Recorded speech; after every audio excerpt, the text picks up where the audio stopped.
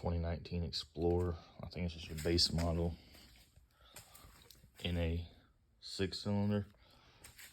This is the problem I'm having. I started doing this. The battery's new. Mind the mess.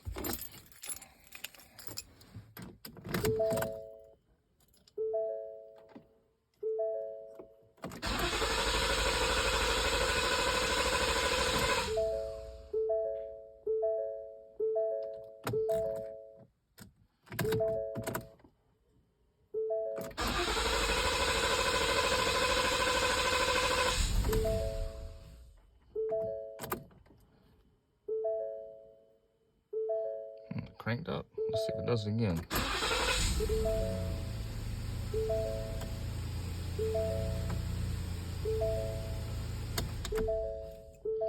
Basically, I would do that. It would left us stranded.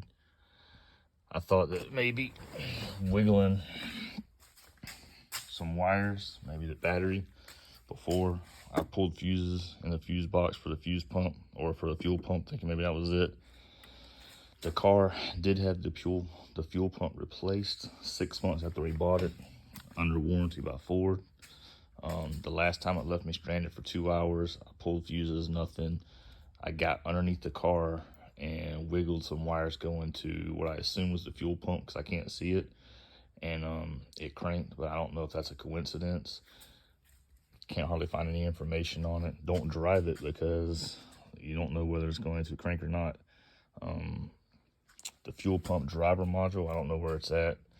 It's kind of hard finding information online. So if you guys have any info or anything out there, just let me know.